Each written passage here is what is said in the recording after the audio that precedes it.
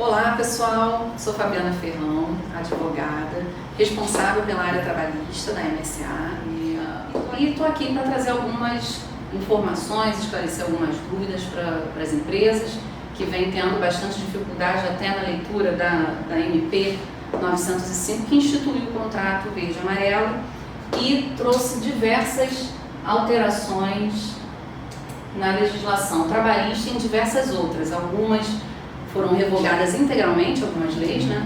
E outras leis alteradas substancialmente em vários artigos e tal. Então eu vou agora tentar mostrar para vocês alguns destaques, né, dessas alterações, porque infelizmente a gente não vai conseguir trazer para vocês todas as alterações promovidas pela MP, até porque depende de aprovação, né? Como vocês sabem, já houve a votação na comissão mista, e foi no dia 17 de março.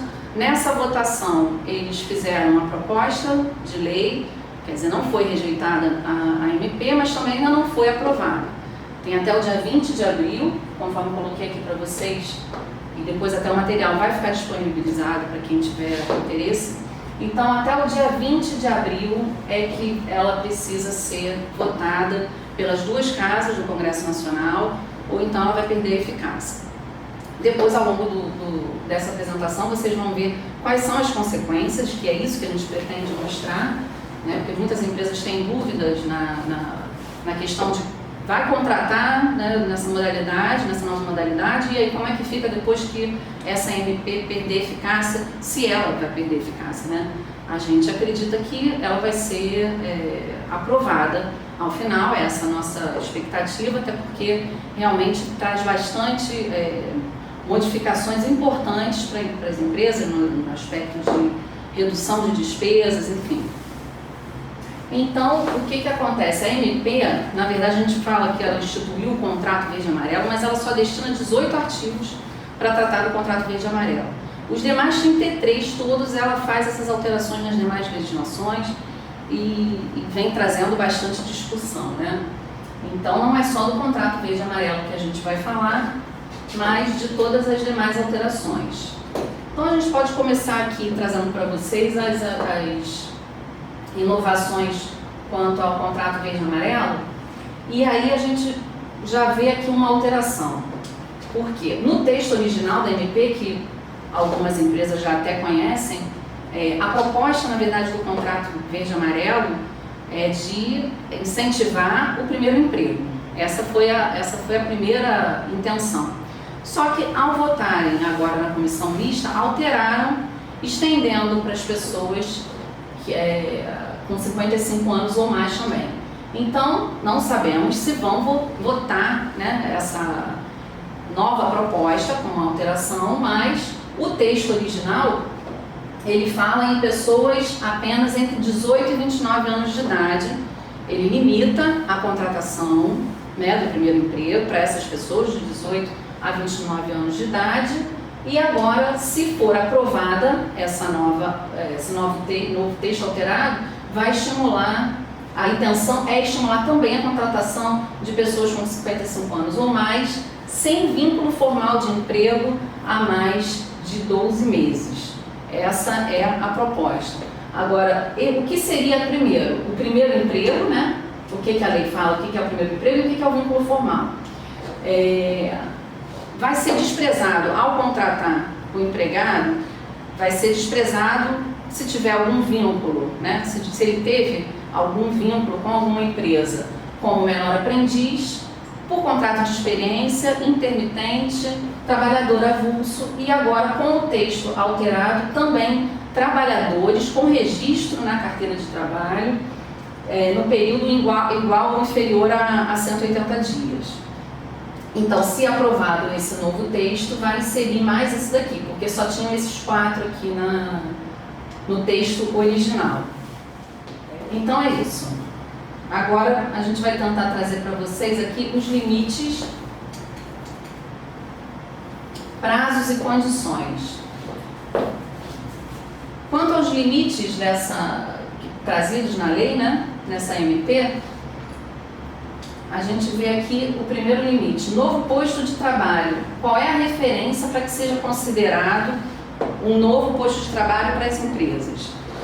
O primeiro limitador que a empresa, que essa MP deu, a primeira referência que deu para se considerar um novo emprego é a média dos empregados na empresa no período de 1º de janeiro a 31 de outubro de 2019. Então, o que isso significa? A empresa, antes de contratar, ela tem que ver se cumpre esse requisito. Se no período de 1º de janeiro de 2019 a 31 de outubro de 2019, a média dela, e aí eu coloquei aqui um exemplo para que vocês vejam bem, a média foi de 100 empregados, ou seja, vai somar. Em janeiro teve 30 empregados, em fevereiro 70, e assim vai somar todos os meses e vai dividir por 10, porque esse é o limitador que a lei dá, né, que a MP dá. Então, se a média encontrada foi de 100 empregados, só vai ser considerado um novo posto a partir do 100º. Então, em janeiro de 2020, a empresa que tinha 99 empregados, ela vai ter que contratar um na modalidade normal, ele não vai ser considerado um novo posto de trabalho, esse primeiro, então, portanto, ele não vai ter essa conotação de contrato verde e amarelo, não vai poder contratar. Então, só a partir do 100º empregado é que vai ser considerado um novo posto de trabalho, e aí esse é o limitador, o primeiro limitador, a referência que a lei dá. Só que tem uma exceção, mais abaixo nos artigos a gente vai ver que tem uma exceção. Se a empresa comprovar que no ano anterior, em outubro de 2018, ela teve uma redução, né, em relação a 2019, outubro de 2019, ela teve uma redução de empregados numa quantidade inferior a 30%, ela vai poder contratar independente da quantidade desse limitador aqui. Então tem que observar bem se teve essa diferença. Ó. Aqui eu coloquei um exemplo para vocês. Se a empresa teve em janeiro de 2020 99 empregados, salvo-se em outubro de 2018 tinha 170. Então, se a empresa tinha 170 empregados em outubro de 2018 e em janeiro de 2020 ela tinha 119, já comprova que tem essa redução de 30% e daí ela vai poder contratar, né, o empregado, mesmo que não cumpra essa média estipulada aqui, a primeira média de referência. Outra alteração que estão propondo, né, a partir agora de 17 de março que fizeram, é de aumentar de 20% para 25% o máximo que a empresa pode fazer de contratação nessa modalidade de contrato verde e amarelo. Então, se tinha 120 empregados no mês, e aí o limitador vai ser, a referência vai ser o mês corrente de contratação, ou seja, se em janeiro de 2020 tinha um total de 120 empregados, pelo novo texto que estão propondo, máxima de 30 empregados e pelo texto original seria de 24 empregados. Então já possibilita já uma contratação maior se esse texto for aprovado. Empresas até 10 empregados não observa essa média, ela pode contratar até 2 empregados, mas se exceder esses 10, ela tem que observar esse limite de 20% ou 25%, a gente não sabe o que vai ser aprovado. Outra alteração também é que no texto original não podia haver recontratação. E aqui tem um parêntese, né? Pelo texto original não poderia recontratar um empregado, ser demitido em dezembro e chegar em janeiro já contratar pelo verde e amarelo. Não pode fazer isso.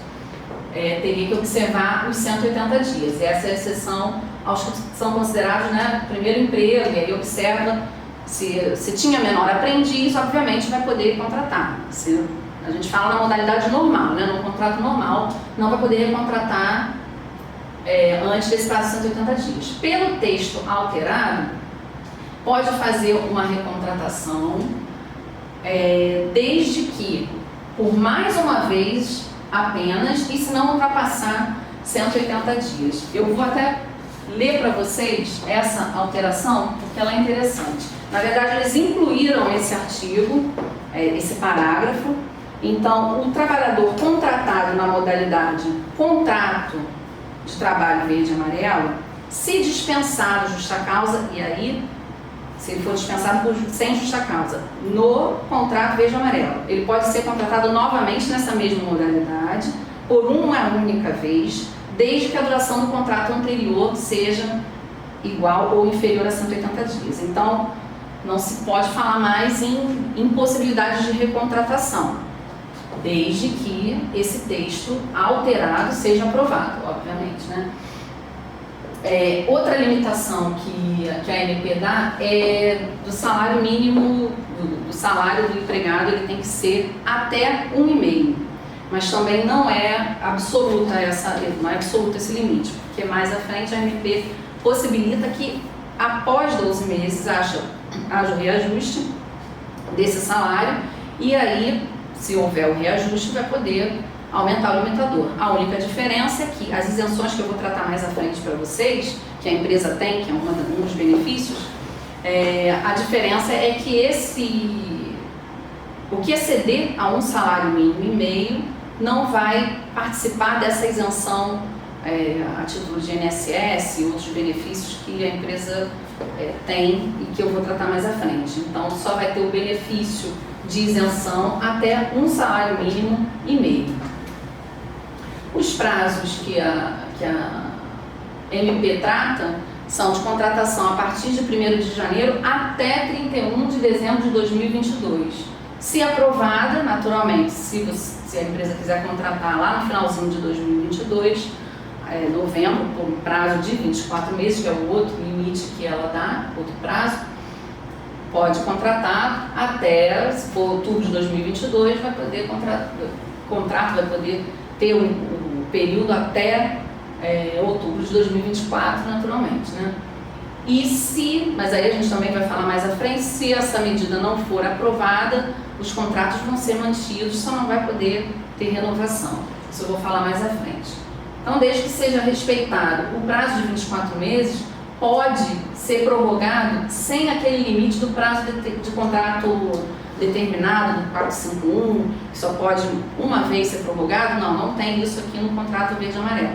Pode haver várias prorrogações, desde que a soma delas, né, não exceda a 24 meses.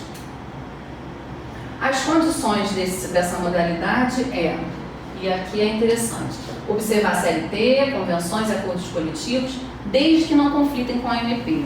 Ou seja, se tiver alguma norma na convenção coletiva que conflite com a MP, não vai ser observada, tem que ser observado o que está aqui.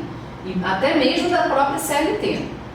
Então, a não ser, e depois a gente vai mais à frente também, vou colocar para vocês, questão de piso salarial, aí um outro limitador que vocês eu vou esclarecer para vocês melhor. Também pode ser feita a contratação para qualquer atividade transitória ou permanente, não tem problema algum, e os pagamentos são antecipados. Nessa possibilidade de pagamento antecipado, o artigo fala em acordar, só se for acordado com o empregado, trazendo um pouco de confusão. Mas o que é acordado com o empregado é a possibilidade de fazer o pagamento em tempo menor de 30 dias. Mas o pagamento, ele é antecipado. Não tem discussão quanto a isso. E que pagamentos são esses antecipados? O 13º proporcional, férias proporcionais, mais 1/3, podendo ser acordado pagamento inferior a 30 dias. Jamais superior, mas a sua CLT já prevê que não pode ser de 40 dias, tem que ser no máximo 30 dias, porque no máximo ele vai ser mensalista, né? Então, outra possibilidade que tem, além desses pagamentos antecipados aqui, é antecipar os 20% de FGTS. E aí, como que a MP coloca? Pode ser acordado entre as partes, né? Que haja essa antecipação de 20% do FGTS, e aí não vai ter mais o recolhimento de 40% daquela multa rescisória ao final. Isso significa que, se o empregado for dispensado por justa causa ou se ele pedir demissão, a empresa não vai ter o ressarcimento desses 20%. A lei dá e tira ao mesmo tempo. Então, tem um benefício para ambas as partes. Para o empregado, se ele quiser pedir demissão, ele já vai ter os 20% dele resguardado, e para a empresa não vai precisar pagar os 40% ao final. Então, não tem malefício algum, mas enfim, isso vem causando bastante discussão, mas é só se for acordado. E aí, outra questão é por depósito esses 20%, depósito na conta, não é recolhimento de guia, é diferente. E isso foi tratado na portaria, que também mais à frente vou falar, 950 de 2020, do Ministério da Economia. O antigo Ministério do Trabalho, agora o Ministério da Economia, já tem essa portaria prevendo que é por depósito. Se for antecipado, não pode ser instituído, como falei, e tem que observar as regras de equiparação salarial, que essa portaria que eu falei agora também já prevê. Isso significa que se a empresa já tem um empregado e ela, com o mesmo cargo que ele quer contratar nessa modalidade de contrato verde e amarelo, ela não vai poder, vai ter que observar o salário do empregado que já está ali há mais tempo, e ele não pode exceder 2 anos, né? Se ele já tiver há 3 anos, não tem problema, pode fazer a contratação com um salário mínimo e meio, mas se ele receber R$3.000 e já está ali na empresa há 1 ano e meio, você vai contratar alguém pelo verde e amarelo, pela mesma função, vai dar problema, porque tem o problema da equiparação salarial. A mesma coisa para piso salarial da categoria, salário profissional, aquelas legislações especiais, então também tem que observar. Então, como falei, submetidos à legislação especial, não vão poder ser contratados nessa modalidade domésticos, rurais, servidores, aeronautas, bancários, advogados. Então, porque tem, né, uma limitação aí de uma legislação própria ou uma limitação com relação ao piso. A rescisão normal vai acontecer, se já antecipou férias, 1/3, o que sobrar, né, para fazer o pagamento de férias, o que sobrejar vai ter que fazer o pagamento na rescisão, e não se aplica o artigo 479, que é aquele que trata da rescisão antecipada. Se fez um contrato de trabalho nessa modalidade verde e amarelo por 1 ano e se houver uma antecipação num contrato de trabalho por prazo determinado, normalmente teria que indenizar o empregado pelo que faltava a 50%. Aqui não tem essa possibilidade, vai ser na forma de aviso prévio mesmo, e aí aplica o 481, que esse artigo trata daquela cláusula securatória, é um nome grande mesmo, mas significa que é o aviso prévio, cláusula securatória de direito recíproco de rescisão. Então, é um contrato por prazo determinado que tem aviso prévio, né? A jornada de trabalho, nenhuma novidade, os limites são os mesmos, para horas extras, banco de horas, compensação de jornada, tudo da mesma forma. A diferença aqui é que a empresa pode, né? É facultativa a contratação de seguro, não excluindo o direito do empregado à indenização por dano moral, por dolo ou culpa do empregador, mas reduz em 5% adicional de periculosidade. Isso também trouxe discussão, falando, acabou com o adicional de periculosidade, não é mais 30% para o contrato, para quem é do contrato verde e amarelo. Não, só se o empregador fizer um seguro, nessas formas, e tem vários critérios definidos pela MP, aí sim vai reduzir o adicional de periculosidade dele para 5%. E também tem uma outra diferença com relação ao adicional de periculosidade, mas mais à frente a gente vai tratar. Os benefícios econômicos para as empresas, acredito que todos já saibam, porque foi a primeira novidade trazida e se tratando de redução para as empresas, a gente vê logo, né? Recolhe 2% de FGTS, não recolhe contribuição previdenciária patronal, algumas empresas já estão liberadas dessa contribuição, mas quem não se adequa a essa situação já faz o recolhimento, não precisa fazer, está isento. Não recolhe contribuição para terceiros e também trouxe essa novidade, extensão da contribuição social de 10%, que seria 50% daquela multa rescisória, agora não precisa mais, é só 10%, não precisa, já extinguiu, né? Agora, uma questão, essa extensão da contribuição social de 10% já foi tratada na Lei 13.932 de 2019, já foi sancionada, só que foi posteriormente. Então, ainda que a MP não seja aprovada, esse benefício continua para as empresas. E as diferenças Diferenças em relação às demais modalidades de contrato, como eu falei, recolhe 2% de FGTS e aí traz um pouquinho do contrato do aprendiz, né? E antecipa o pagamento de verbas como se fosse um contrato de trabalhador avulso. A diferença é um contrato de trabalho por prazo determinado com aviso prévio, que também é uma diferença em relação às demais, redução de 5% do adicional de periculosidade, e o adicional de periculosidade somente vai ser devido quando houver exposição permanente. E a lei já define, a MP já define que esse permanente é no mínimo de 50% da jornada. Isso daí até é contrário ao entendimento do TST, que é no sentido de que a exposição pode ser permanente ou intermitente, mas ainda assim essa MP trouxe essa novidade, e aí vamos ver se vai haver alguma declaração de inconstitucionalidade, se vai haver alguma discussão com relação a isso. Por enquanto, se é que ela vai ser aprovada, a gente não sabe, né? Mas é mantida essa determinação. As novidades introduzidas na legislação fora contrato verde e amarelo são inúmeras, né? Dentre elas, o armazenamento em meio eletrônico já estava previsto nessa lei 12.682/2012, mas agora terá uma disposição própria na CLT caso seja aprovada a medida. E aí envolve quaisquer documentos relativos às obrigações trabalhistas, os deveres das empresas, inclusive o PPRA, PCMSO, PPP, todos aqueles documentos inerentes à segurança e medicina do trabalho. As anotações na carteira de trabalho, quanto ao descumprimento, teve multa majorada, já aumentada, né?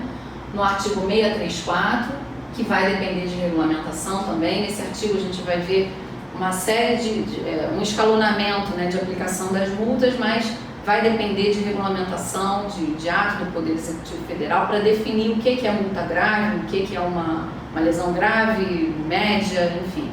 Tudo isso vai ser definido depois, nós ainda não temos. Embora na MP fale que esse artigo ele entrou em vigor a partir de 12 de março, ele acaba não tendo a eficácia plena, porque ele não tem como ser aplicado sem que tenha uma regulamentação e, enfim, esse descumprimento aqui, ele já tem essa multa pelo artigo 634. Também tem a previsão do desenvolvimento de um sistema eletrônico para essas anotações. O empregador que mantiver empregado não registrado, a autuação é imediata e tem uma exceção para o critério da dupla visita, que se o auditor fiscal comparecer na empresa, em regra, até para microempresa e empresas de pequeno porte, deve observar o critério da dupla visita, e aqui tem outras determinações também, depois a gente vai ver, sobre esse critério que tem que ser observado. Mas aqui é uma exceção. Uma exceção se o auditor bater na empresa lá e na fiscalização que ele fizer, houver algum empregado não registrado, ele vai poder autuar imediatamente. E ainda vai poder presumir que o vínculo está ali ocorrendo por mais de 3 meses, se ele não tiver condições de verificar por quanto tempo aquele empregado está trabalhando. Isso tudo é o que está prevendo aqui, a gente não sabe se vai ter alteração, né? Estão bem mais rigorosas essas normas, né, quanto à anotação na carteira de trabalho. O juiz pode comunicar diretamente ao Ministério da Economia, e aí por meio de um sistema próprio que está aí para ser desenvolvido, né, é um sistema eletrônico pelo Ministério da Economia que vai viabilizar esses lançamentos, então ele vai poder fazer essa comunicação imediatamente e até a autuação vai poder ser automática. Automática que a gente diz, né, no momento da informação, e depois a empresa vai ser informada por meio de um sistema próprio também que eu vou falar mais à frente. As multas com relação à anotação na carteira de trabalho, além das que eu já mencionei, a multa por falta de registro deixa de ser fixa, passa a ser variável, de acordo com o porte econômico e número de empregados afetados, né, nessa mesma situação de irregularidade. E revogou o artigo que estipulava um limite para esse tipo de multa, porque havia anteriormente um limite de até 50% para multa para empresas, para microempresas e empresas de pequeno porte. Então não existe mais, se for aprovada, não tem mais esse benefício para as empresas, né, microempresas e empresas de pequeno porte. Trabalho aos domingos e feriados também, que causou bastante discussão, mas que não trouxe, com esse projeto de lei não houve nenhuma alteração nesse sentido, mantiveram o texto. Quanto ao descumprimento, a multa prevista também naquele mesmo artigo 634. Aliás, esse artigo ele trata basicamente de todas, e a intenção da medida provisória foi justamente unificar, porque tem multa para todos os gostos, né? Tem várias normas do Ministério do Trabalho, e até ao fazer uma defesa no auto de infração, os advogados ficam com essa dificuldade, porque tem as tabelas, obviamente, que a gente pode observar, mas aí observa uma portaria, observa outra, e aí agora já tem essa disposição se a medida for aprovada. Causou discussão, vem causando também, porque os auditores estão entendendo que ferem a liberdade deles, enfim. Tem várias discussões, não sabemos se vai ser aprovado por conta disso, mas é o que temos aí de novidade. A remuneração desses domingos e feriados trabalhados continua sendo em dobro, desde que não haja uma compensação durante a semana. E quando fala durante a semana, é durante a semana mesmo, referente àquele trabalho que foi executado. Porque se for, isso não está na medida provisória, mas as empresas têm que ter cautela, porque tem entendimento já simulado, né, já pela orientação jurisprudencial 410 do TST, de que não pode ultrapassar a semana. Então, trabalhou no domingo e feriado, não remunerou em dobro, tem que dar uma folga para a pessoa naquela semana de trabalho. E aí excluiu aquela necessidade imperiosa e conveniência pública para o trabalho aos domingos, autorização do Ministério da Economia, agora não precisa mais de nada disso. E, por enquanto, está vigorando, né? Vamos ver até quando. Trabalho aos sábados para bancários, no texto original já houve alteração, tá? Não sabemos também se vai ser aprovado, mas já teve essa alteração no dia 17. No texto original era para todos os bancários, inclusive caixas, enfim, poderia ter esse trabalho aos sábados. Agora, por uma questão lá que foi discutida de segurança, eles só fizeram estão propondo essa alteração para que somente atividades envolvidas no processo de automação bancária, só atividades virtuais ou pelo telefone, ou ainda nessas atividades bancárias em feiras, exposições, shoppings, enfim.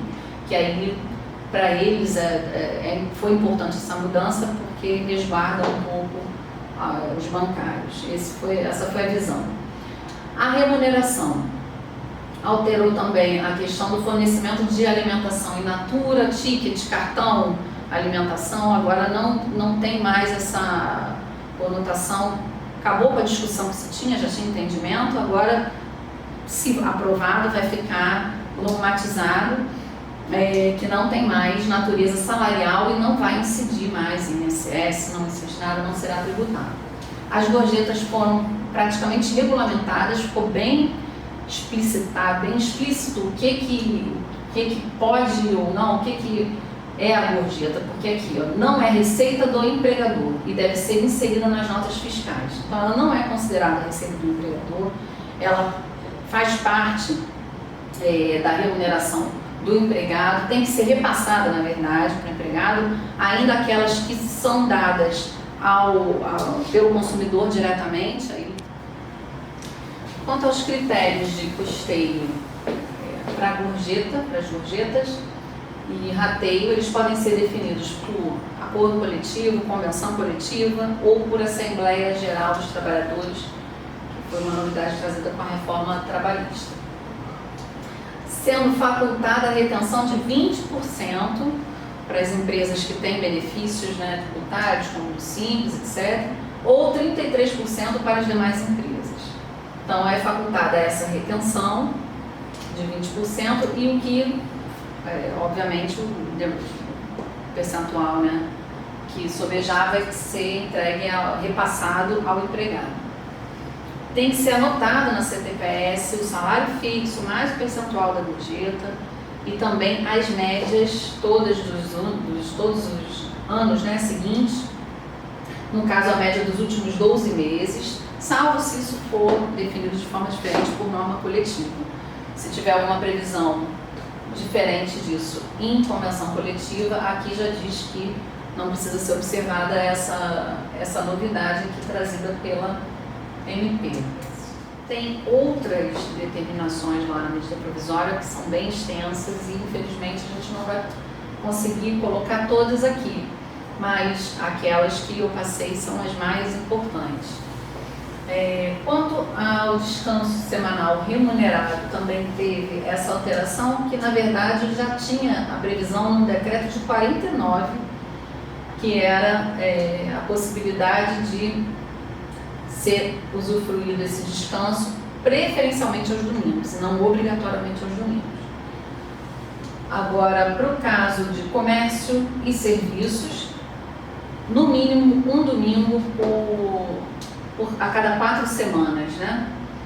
Comércio e serviços tem essa determinação de que pelo menos um domingo a cada 4 semanas seja o descanso semanal remunerado. Já para industrial, no mínimo um domingo a cada 7 semanas. Essas foram as novidades quanto ao RSE. E o Vale Transporte não tinha no texto anterior, e no dia 17 eles inseriram nesse projeto de lei a impossibilidade de ser definido por convenção coletiva ou acordo coletivo qualquer norma que seja para suprimir ou reduzir o Vale Transporte para o empregado. Então, esse aqui faz parte do texto alterado, inseriram esse inciso aqui no artigo que foi incluído na reforma trabalhista, quanto ao que era lícito ou ilícito para os sindicatos, né, preverem em convenção coletiva ou acordo coletivo.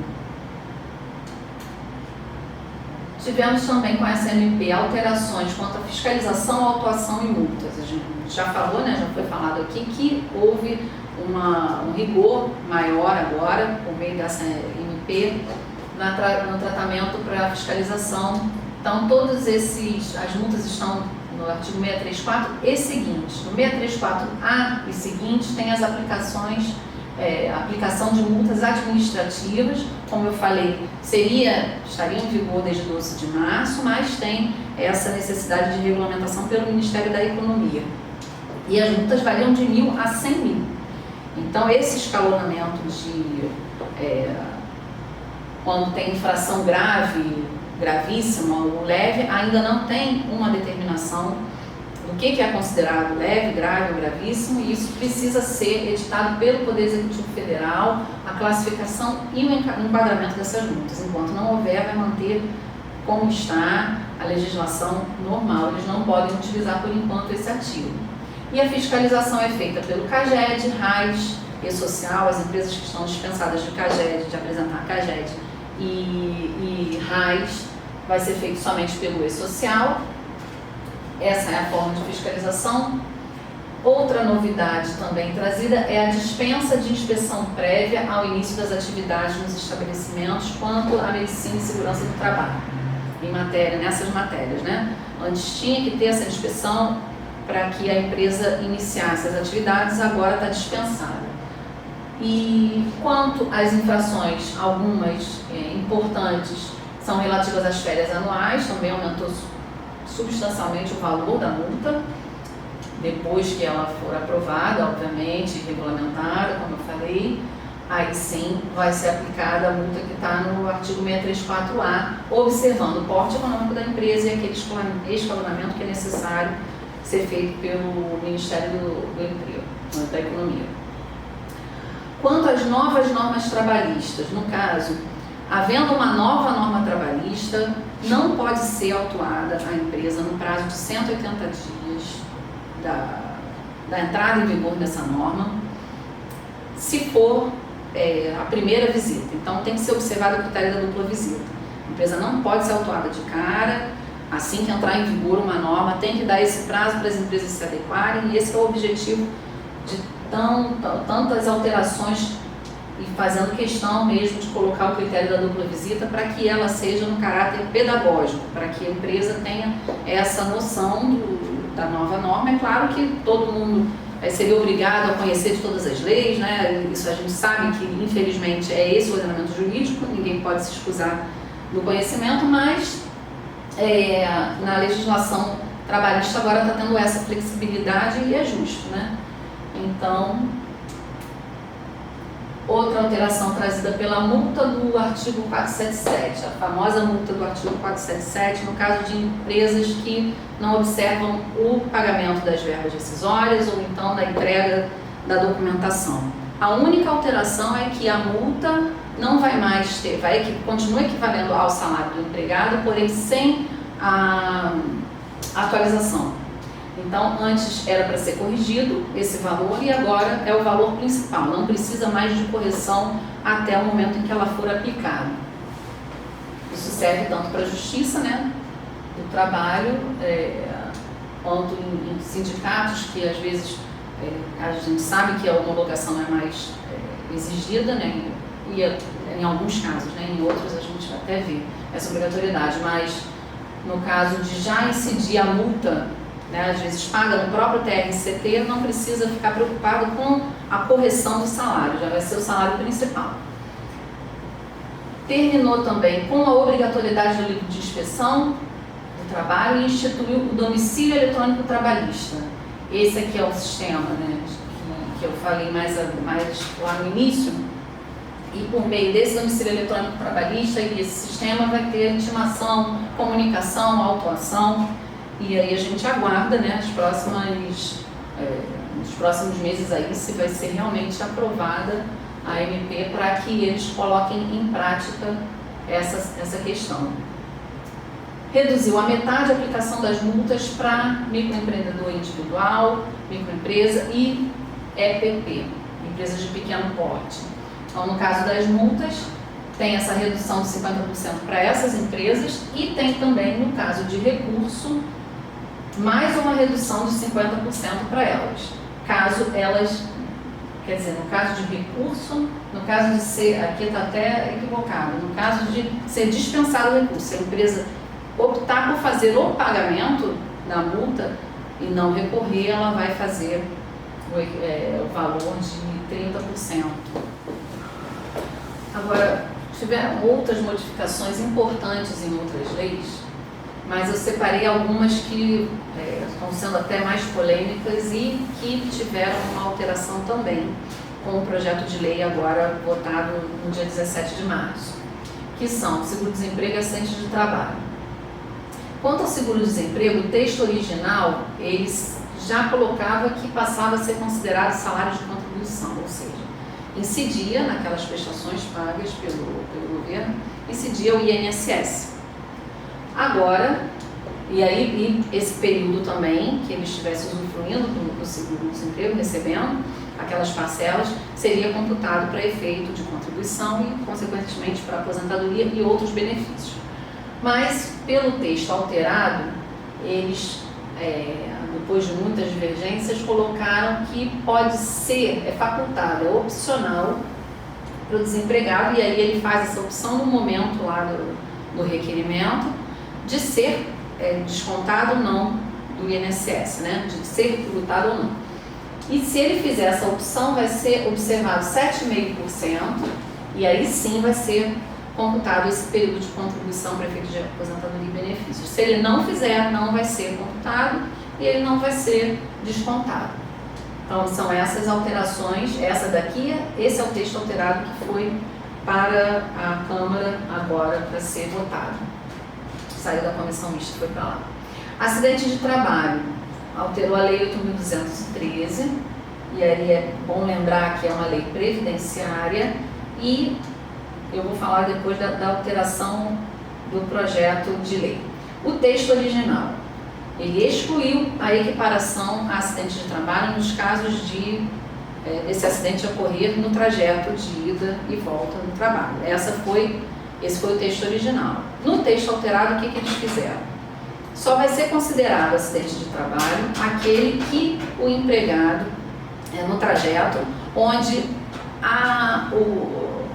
o veículo, né, conduzido, se o veículo for fornecido pelo empregador e desde que seja comprovada a culpa ou dolo do empregador ou dos prepostos no acidente. Esse foi o texto alterado. Então, manteve a equiparação acidentes de trabalho nos acidentes de trajeto, desde que seja em veículo fornecido pela empresa. Ok.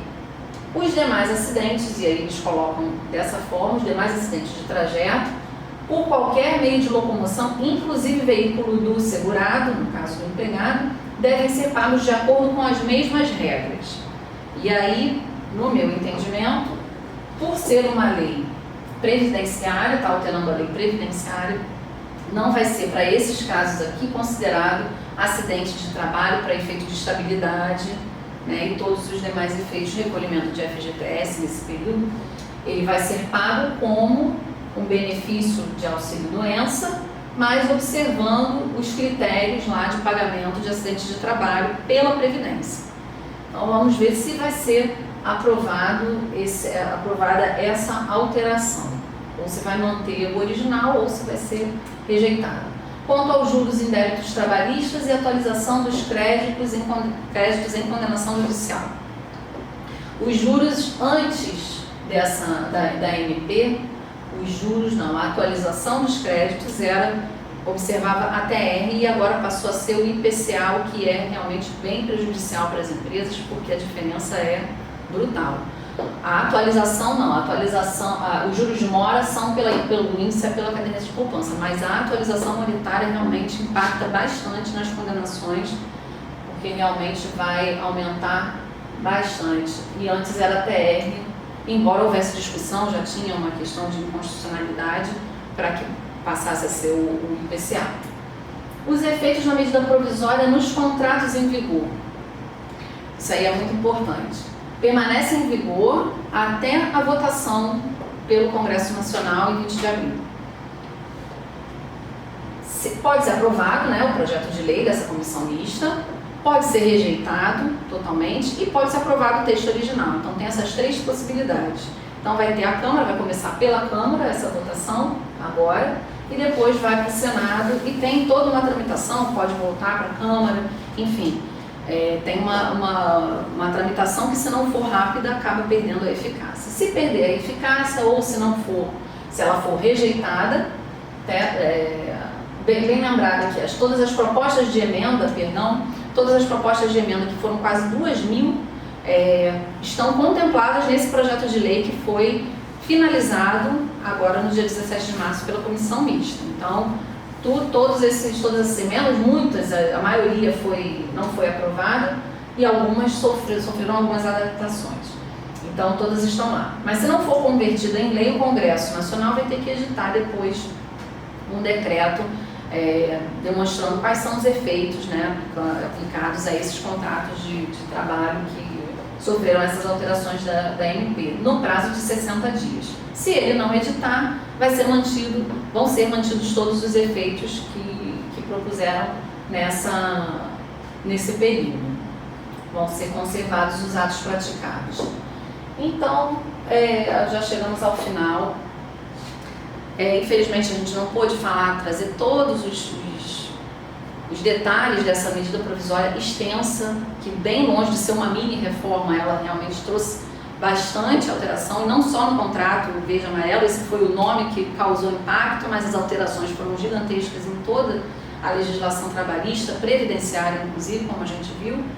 Alterou outras leis, como eu disse, revogou, e infelizmente a gente não pode tratar aqui de todos esses temas, mas eu creio que o que a gente colocou aqui, o que foi colocado aqui nesse trabalho, já dá para tirar bastante dúvidas aí das empresas nesse momento, e eu espero que tenha sido esclarecedor.